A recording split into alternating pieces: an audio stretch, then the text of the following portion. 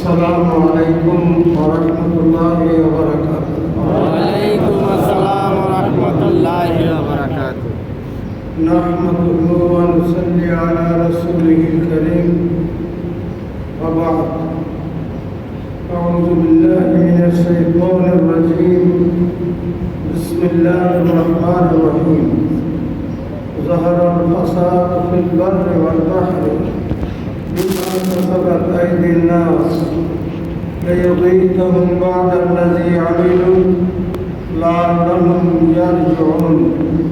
إن الله وملائكته يصلون على النبي يا أيها الذين آمنوا صلوا عليه وسلموا تسليما. اللهم صل على سيدنا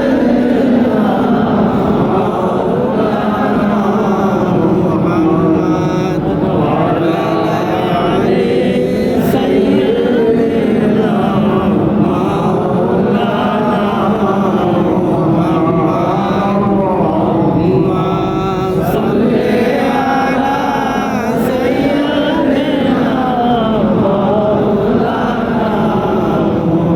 محمد وعلى آل سيدنا مولانا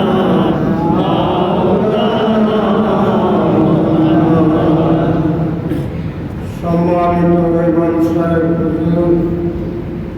প্রিয় মুসল্লি ভাইয়েরা, মা ও বোনেরা, আল্লাহ রাব্বুল আলামিনের অপূর্ব মেহেরবানিতে আমরা রমজান মুবারক পার করেছি এবং এখন আমরা শাওয়াল মাসের মধ্যে আছি। আল্লাহ রাব্বুল আলামিন আমাদেরকে জুমা নামাজ আদায় করার জন্য তার ঘরে আসার তৌফিক এনায়েত করেছেন। এই জন্য সকলে বলুন আলহামদুলিল্লাহ। আলহামদুলিল্লাহ। প্রিয় ভাইয়েরা আমার, আজকে একটা বিষয়ের উপরে আপনাদের কাছে আলোচনা করতে চাই। সে বিষয়টা এই যে বাংলাদেশের ঢাকা শহরে কঠিনতম প্রচণ্ডতম গরম দাবদাহ চলছে। বৃষ্টি নাই, মানুষ ছটফট করছে।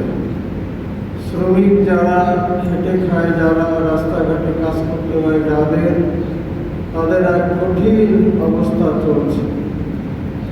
কঠিন অবস্থা কেবলমাত্র ঢাকা শহরে নয়, গোটা বাংলাদেশে বৃষ্টিহীনতা, প্রচণ্ড দাবদাহ চলছে। মাছ মরে যাচ্ছে, মাছের পোনা যারা মাছ চাষ করে, আপনারা পত্রিকায় দেখেছেন, তা মরে যাচ্ছে। লিচু ফুল, বউল, আমের বউল ঝরে যাচ্ছে। এরকম যদি চলতে থাকে তাহলে পরিণতি ভয়ানক হবে। যেই আল্লাহ 42.4 বা 43 পর্যন্ত এই গরম দিতে পারছে, সে আল্লাহ কি আর 5 ডিগ্রি বাড়াইয়ে দিতে পারে না? পারে। 10 ডিগ্রি বাড়াইয়ে দিতে পারে না? তাহলে কি আমরা জীবিত থাকতে পারবো না? আমরা জীবিত থাকতে পারবো না। কাজেই এই বিপদ দেয় কে? আল্লাহ তাআলা। বৃষ্টি দেবে কে? আল্লাহ তাআলা।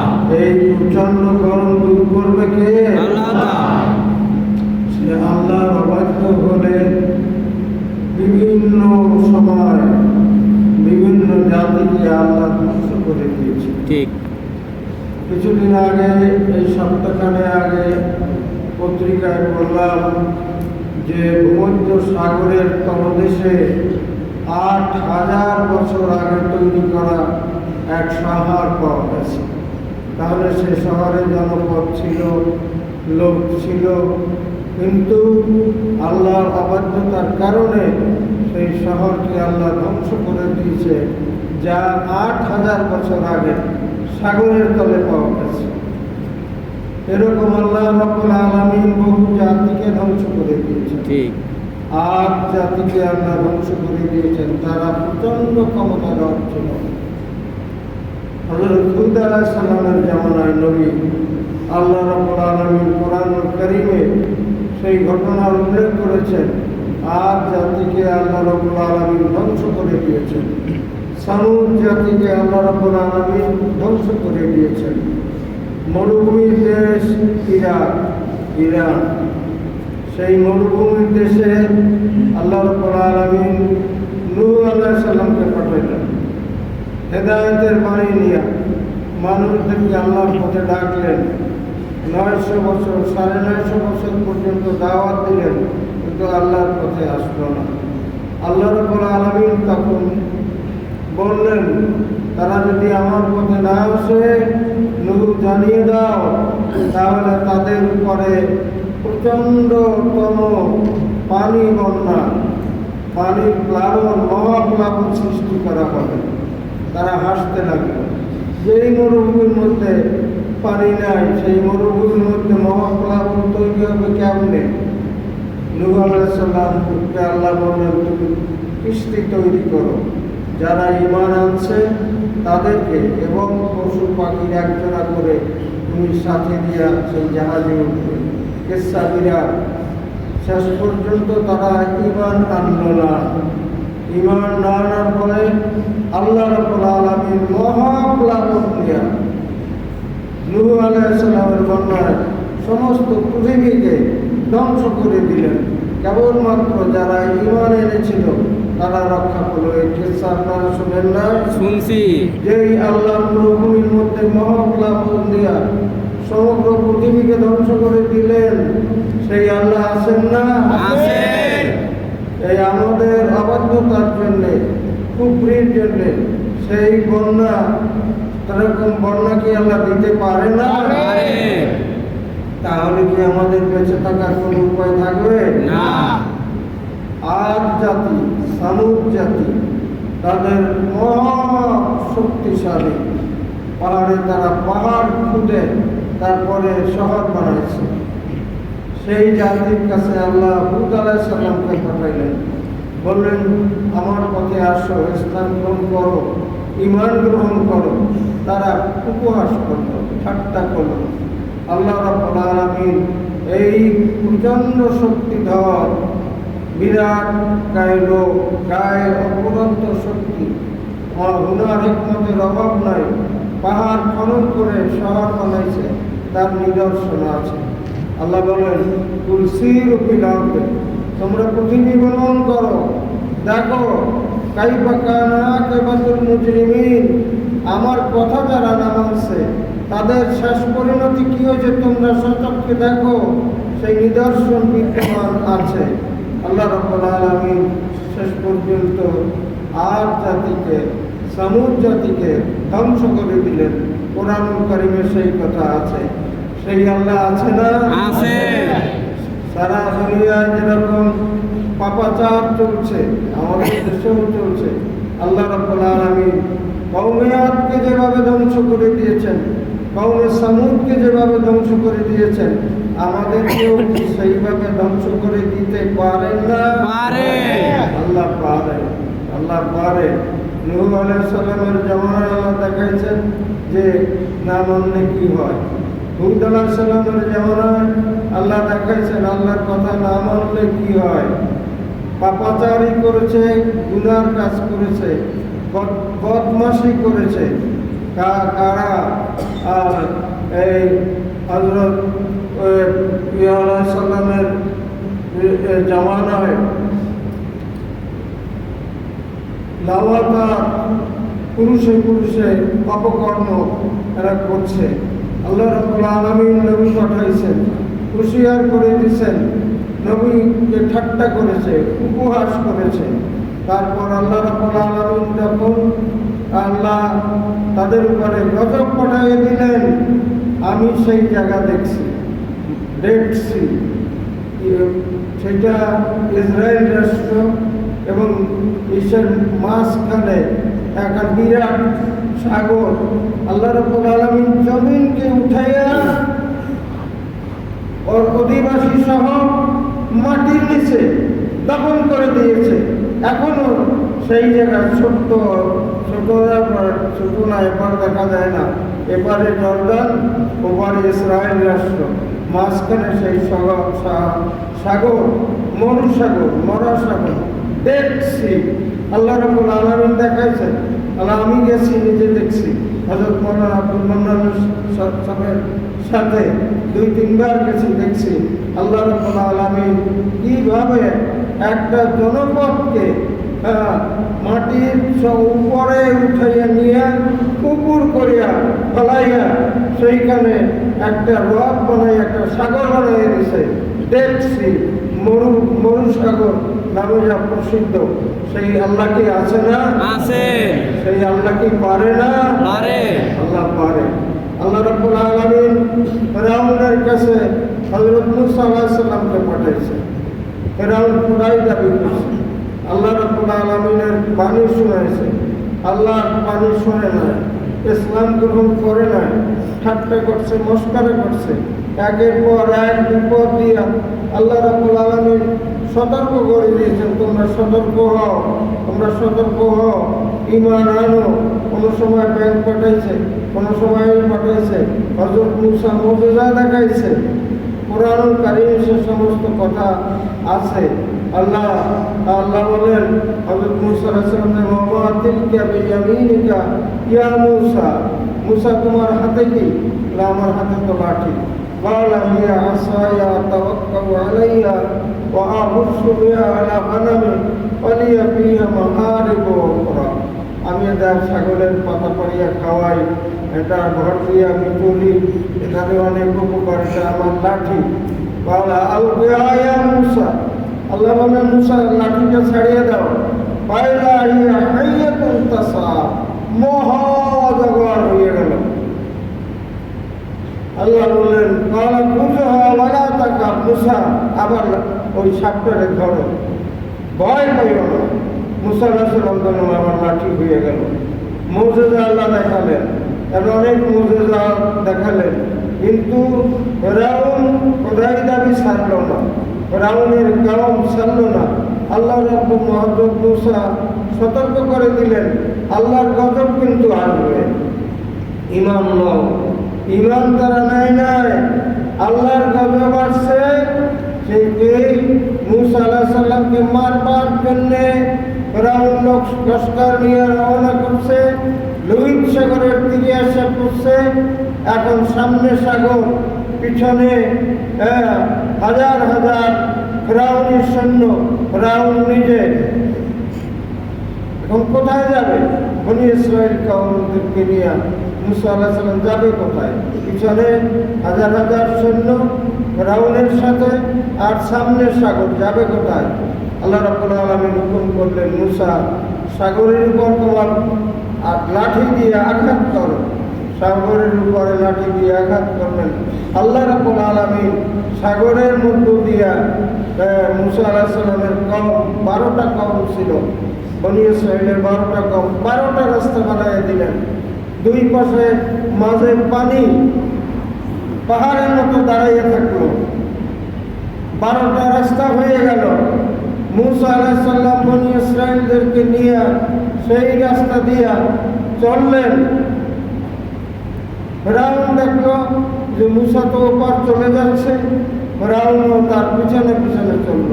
হযরত মূসা আলাইহিস সালাম তো ওপার গিয়া বসলেন, আর ফিরআউন তার লোকলস্করকে নিয়ে মধ্য সাগরে যখন, তখন এই পানি আল্লাহ ছেড়ে দিলেন। পানি দিয়া আল্লাহ ফিরআউনকে ধ্বংস করে দিলেন। আমি মিশরে গেছি, ফিরআউনের লাশ আল্লাহ বলছেন কোরআন কারীমে, তোমার লাশ আমি কিয়ামত পর্যন্ত রাখবো। মানুষ দেখবে আল্লাহ বিরোধিতা করলে তার পরিণতি কি হয়। মানুষ থেকে শিক্ষা গ্রহণ করবে, কিন্তু শিক্ষা গ্রহণ করে না। সেই লাশ 800 বছর পরে সাগরের মধ্যে পাওয়া গেছে, ডুবন্ত লাশ তাজা রয়েছে। মিশরের জাদুঘরে সেই লাশ নিয়ে রাখছে। আমি মিশর গেছি, সেই জাদুঘরের মধ্যে সেই ফিরআউনের লাশ দেখছি। আল্লাহ রাব্বুল আলামিন যেই আল্লাহ পানির মধ্যে দিয়ে রাস্তা বানিয়ে দিতে পারে, ফেরাউনের মতো প্রবল প্রতাপান্বিত, এরা অনেক কিছু করেছে।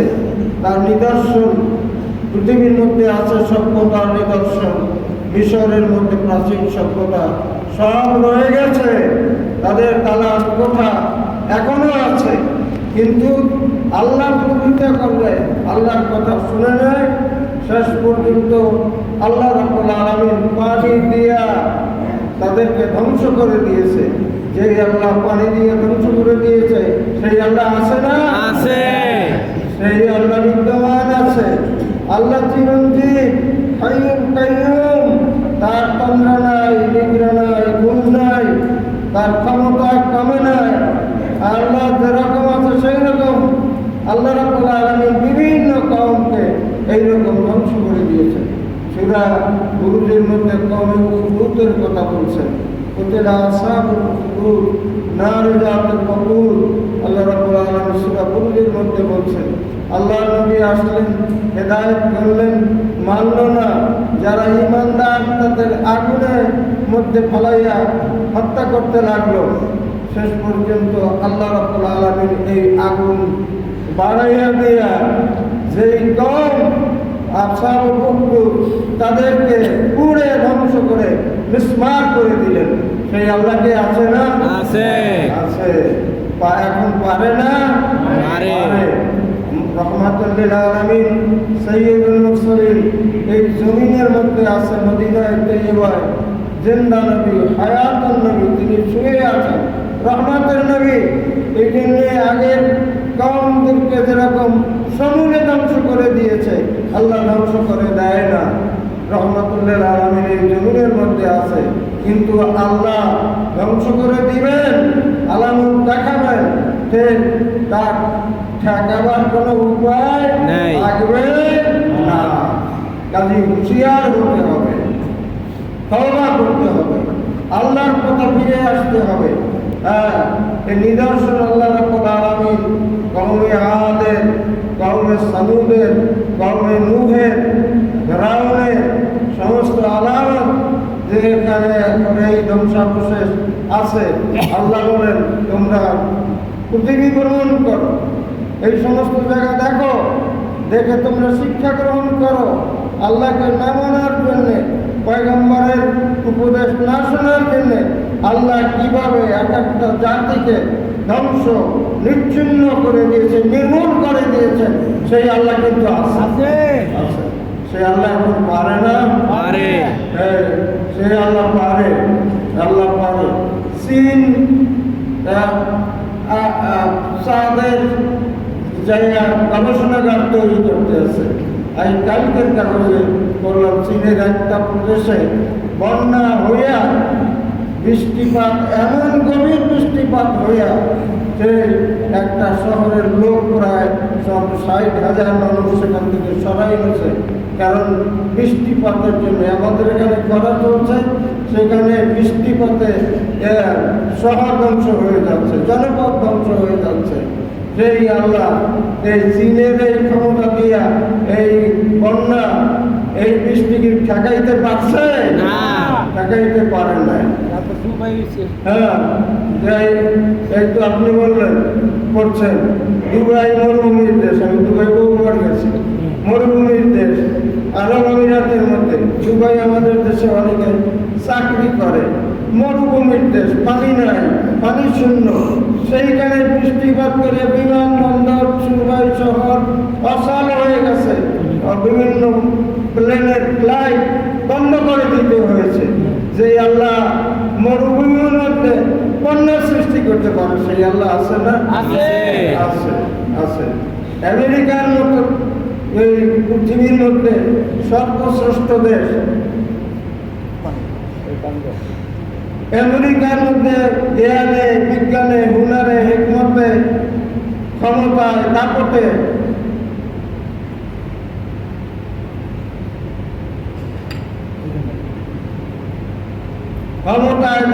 আমেরিকা এখন পৃথিবীর সেরা, বহুদিন যাব পৃথিবীর সেরা। আপনারা পত্রিকায় পড়েছেন, সেই আমেরিকায় ক্যালিফোর্নিয়ার বিরাট এলাকায় গরমে আগুন জ্বলতেছে, আগুন জ্বলিয়া বনের পর বন, জায়গার পর জায়গা ধ্বংস হয়ে গেছে, পুড়িয়া সারখার হয়ে গেছে। এই তার আমেরিকার জ্ঞান বিজ্ঞান চন্দ্রজয়ী আমেরিকা, পৃথিবীর শ্রেষ্ঠ পরাশক্তি আমেরিকা, শ্রেষ্ঠ শক্তি আমেরিকা, ধনীর দেশ আমেরিকা থেকে এই আগুনকে ঠেকাইতে পারছে? সেই আল্লাহ আছে না? আল্লাহ আছে। কানাডা বরফের দেশ, আমেরিকার পৃথিবীর উত্তর প্রান্তের দেশ, বরফ। সেইখানে দাবদাহ সৃষ্টি করে বনের পর বন, জায়গার পর জায়গা, জনপদের পর জনপদ, আর গরমে আগুন জ্বলে, আগুন জ্বলিয়া ধ্বংস হয়ে গেছে, মানুষ সরাই এনেছে এক জায়গায়। সেই আল্লাহ কি আছে না? এর কাজেই আল্লাহ বলেন, তোমরা আমি এই জলে স্থলে বিপদ দেই যেন তোমরা এগুলি দেখে আমরা আবার ফিরে আসো আল্লাহর পথে। এই বিপদ তুমি বিজ্ঞান দিয়ে দূর করতে পারবা না, এই বৃষ্টিপাত বিজ্ঞান দিয়ে দূর করতে পারবা না, এই যে খরা এই বিজ্ঞান দিয়ে দূর করতে পারবা না, এই যে আগুন জ্বলছে শহরে শহরে জনপদে জনপদে, এটা কোনো জ্ঞান দিয়া বিজ্ঞান দিয়া ঠেকাইতে পারবা না। ঠেকাইতে পারবে কে? কাজে আল্লাহর দিকে ফিরে আসতে হবে। মোহাম্মদ রাসূলুল্লাহ রাহমাতাল লিল আলামিন এই জমিনে শুয়ে আছে। এই জন্য আল্লাহ এরকম কওমে আদকে, কওমে সামুদকে, কওমে ফিরআউনকে, আল্লাহ এরকম কওমে নূহকে নির্মূল করে দিয়েছে।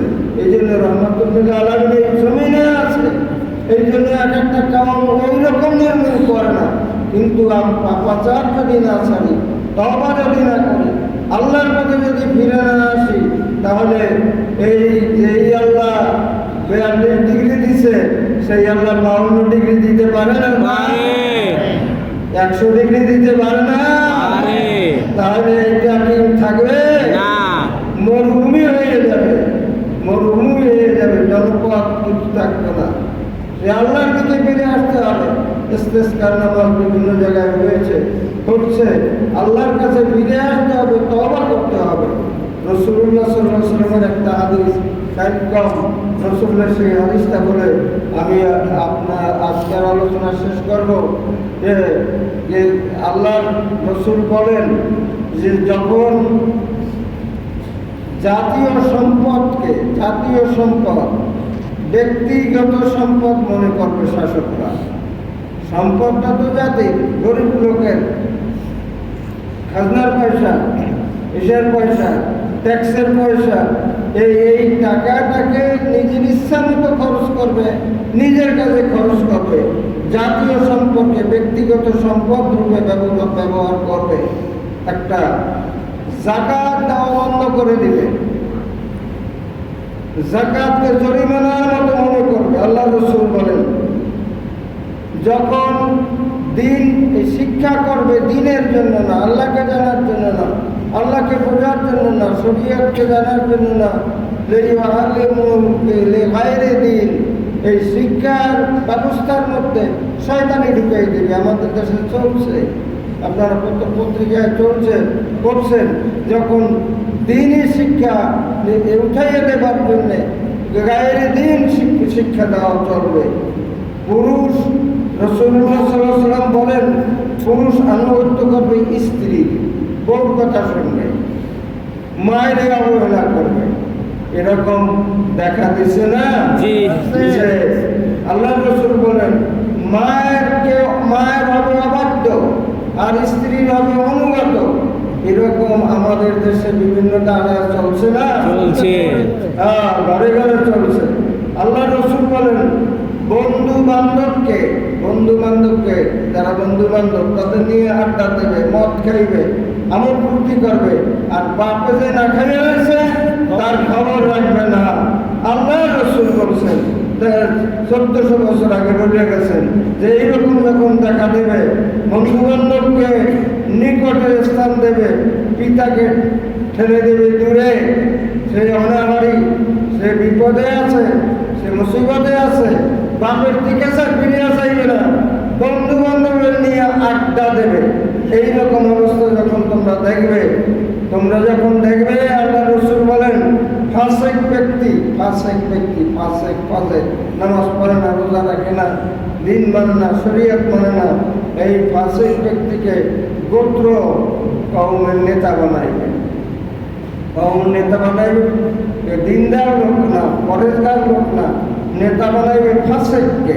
আল্লাহু আকবার। জাতির, আল্লাহ রসুল বলেন জাতির নিকৃষ্টতম ব্যক্তি হবে নেতা। ইসলামে রসুলুল্লাহ নেতা ছিলেন, নবীও ছিলেন, নেতাও ছিলেন। আবু বকর সিদ্দিক নেতা ছিলেন, হযরত ওমর ফারুক নেতা ছিলেন, হযরত উসমান জিন্নুরাইন নেতা ছিলেন, হযরত আলী নেতা ছিলেন। কওমের শ্রেষ্ঠতম লোক, শ্রেষ্ঠতম ব্যক্তি তারা হয়েছিলেন নেতা। কিন্তু যে এখান থেকে তোমরা যখন দেখবা এরকম নেককার লোক, পরেশগার লোক, দিনদার লোক, আল্লাহওয়ালা লোক, তাদেরকে তারা নেতৃত্ব দেবে না। জাতির নিকৃষ্ট যারা, পাপাচারী যারা, অন্যায়কারী যারা, এইরকম লোকদেরকে বানাইবে নেতা।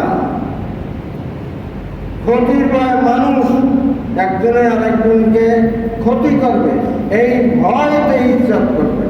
যে আমি যদি তার ইজ্জত না করি, সালাম না দিই, তার অনুগত্য না করি, তাহলে সে আমার এক ক্ষতি করবে। এইরকম তোমরা যখন দেখবে ক্ষতির ভয় মানুষের করবে। গায়িকা, আল্লাহ রসুল বলেন বাদ্যযন্ত্র তার প্রসার করবে, ব্যাপক প্রসার করবে। যখন গায়িকা বাদ্যযন্ত্রের ব্যাপক প্রসার করবে, যখন মদ্যপান বাড়িয়ে যাবে। এখন স্কুলে সব বাচ্চারা, কলেজের ছেলেরা, এবং আমরা পত্রিকায় পড়ি, আপনারাও পড়েন, এখন মাদক দ্রব্য সেবন চলবে। আল্লাহ রসুল যখন মদ্যপান করবে, ব্যাপার করবে, পরবর্তী লোকেরা, এই আমাদের লোকেরা, পূর্ববর্তী লোকেরা, ইমামদের, মুর্শিদদের, সাহাবাদের যখন সমালোচনা আরম্ভ করবে, তখন তোমরা দেখবে কি তখন রক্তিম বর্ণের মেঘ, ঝড়, আগুন হালকা তোমরা দেখবা, ভূমিকম্প আরম্ভ হয়ে যাবে। তখন আল্লাহ রূপ, মানুষের রূপ চেহারা বদলাইয়া যাইবে, ছেলেরা মেয়ে হয়ে যাবে, মেয়েরা ছেলে হয়ে যাবে। বিভিন্ন খবরের কাগজে দেখেন হইতেছে, রূপ বদলে যাবে। আর প্রচন্ড বৃষ্টিপাত হইয়া দেশ ডুবে যাবে, হচ্ছে না? হচ্ছে। এরকম আল্লাহ রসুল বলেন একটা তসবিহ, মালা, তসবিহ, এর যদি সুতা ছিঁড়িয়ে যায়, তাহলে আর যদি জাগাইয়া ধরেন, তাহলে একটার পর একটা দানা পড়তে থাকে না?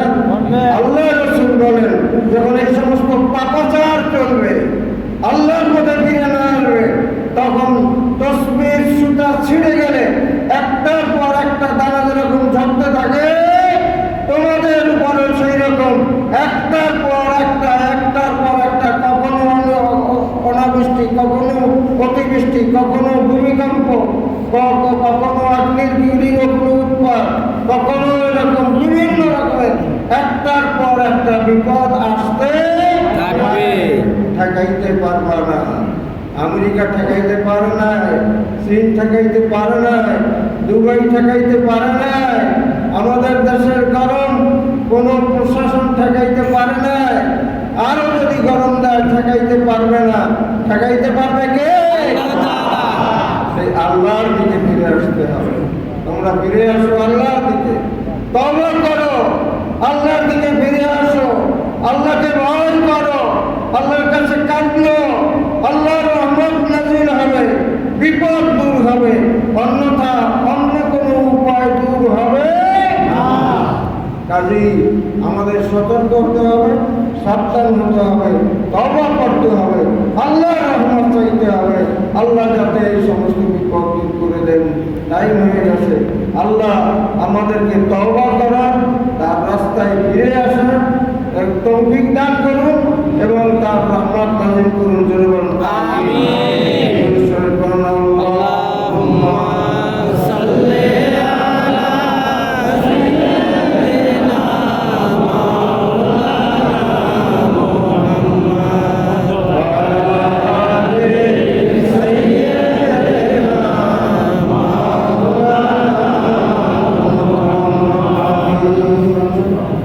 ইয়া আল্লাহ ইয়াউমুল জুমআহ তোমার ঘরে সালাতুল জুমআহ আদায় করার জন্য আমরা হাজির হয়েছি। ইয়া আল্লাহ আমরা পাপী, আমরা গুনাহগার, আমরা তওবা করতেছি। ইয়া আল্লাহ তুমি আমাদের তওবা কবুল করো, আমাদেরকে মাফ